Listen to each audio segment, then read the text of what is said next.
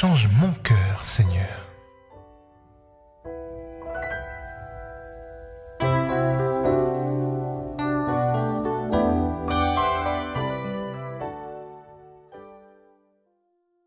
Car je connais les projets que j'ai formés sur toi, dit l'Éternel, projets de paix et non de malheur, afin de te donner un avenir et de l'espérance.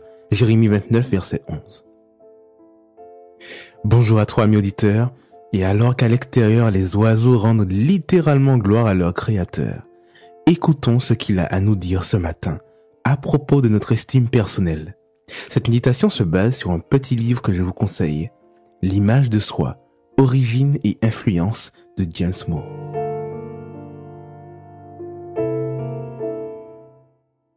Dans notre précédente méditation, nous avons vu l'origine du manque d'estime pour soi-même. Il s'agit en réalité d'un manque à gagner de reconnaissance et d'acceptation vis-à-vis des autres, et ce manque induit des désastres dans nos vies.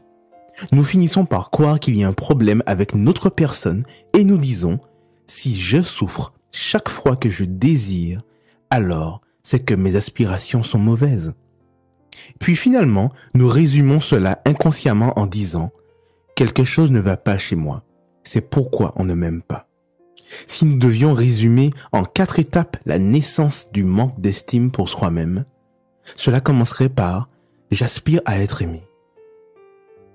Deuxième étape, je ne suis pas aimé. Ensuite, je me débrouille sans Dieu et j'essaie par tous les moyens d'anesthésier mes aspirations à être aimé.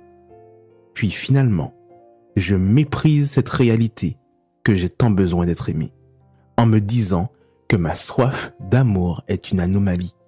Je suis donc mauvais. Plus nous nous enfonçons dans cette voie, plus nous endurcissons notre cœur et moins nous nous tournons vers Dieu pour régler ce problème en nous.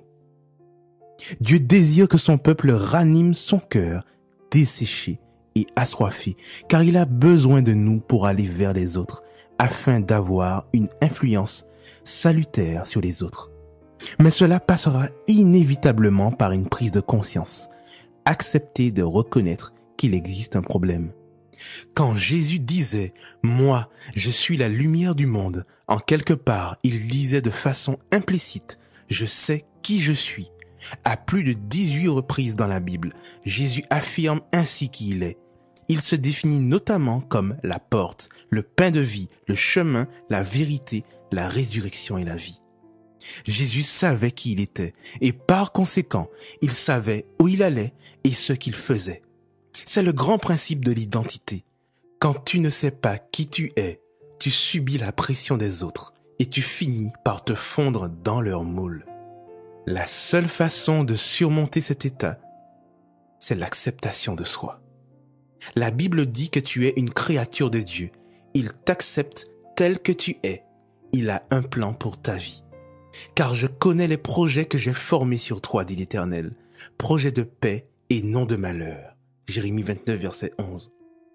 Tant que tu n'auras pas réglé la question de ton identité, tu manqueras d'assurance et tu seras stressé par l'idée même d'aller vers les autres.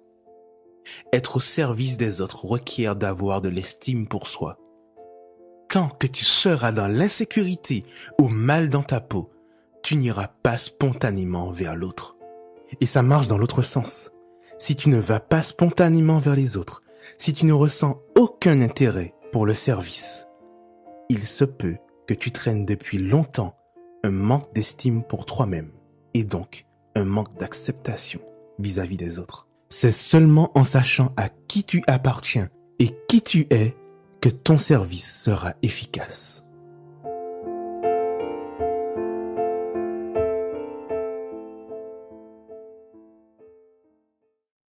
Prions à notre Dieu ce matin et demandons-lui simplement de s'occuper de toutes nos problématiques personnelles. Tendre Père, merci. Merci pour la vie que tu nous accordes une fois encore. Merci pour ton amour. Merci pour ta patience. Et merci pour Jésus. Tu as donné ton Fils, Seigneur, afin de nous racheter à un grand prix. Et c'est parce que tu nous as rachetés à un si grand prix que nous comprenons notre valeur à tes yeux. Merci Père pour ce sacrifice. Lave-nous dans le sang précieux de Jésus. Purifie-nous et lave en nous, Seigneur, toutes ces choses qui nous séparent de toi, tous ces péchés que nous chérissons. Père, pardonne-nous pour ce que nous faisons de façon inconsciente, comme ce que nous faisons de façon consciente. Père, en ce matin, tu nous montres à quel point il est important que nous comprenions qui nous sommes, à quel point il est important que nous comprenions l'amour que tu as pour nous, à quel point il est important pour nous de comprendre que si nous ne nous aimons pas nous-mêmes, nous ne pourrons pas aimer les autres. Il y a des choses que nous traînons depuis des années. Il y a ces situations, Seigneur, que nous n'avions pas désirées. Il y a ces mots, Seigneur, que nous ne voulions pas entendre. Ô Père, je t'en supplie, dans ton grand amour, tu es celui qui guérit, tu es celui qui console, et tu nous connais mieux que personne. Alors Père, nous te demandons ce matin d'opérer là où cela fait mal, d'opérer et de Seigneur guérir ces blessures du passé. Nous avons confiance et nous savons par la foi que tu as déjà réglé ces problèmes car tu as la victoire avant même que le combat ne débute. Père, donne-nous cette patience et cette vision à savoir que tu as déjà des solutions pour nous. Merci Père pour ton amour, que ton nom soit glorifié, que son nom soit magnifié aujourd'hui et que nous soyons sous l'influence de ton esprit à chacune de nos décisions. Nous t'avons prié dans le bon nom de Jésus et pour la gloire de ton Saint-Nom. Amen. C'était Change mon cœur Seigneur, votre méditation quotidienne tous les jours, 8h30, 19h et tout de suite en replay.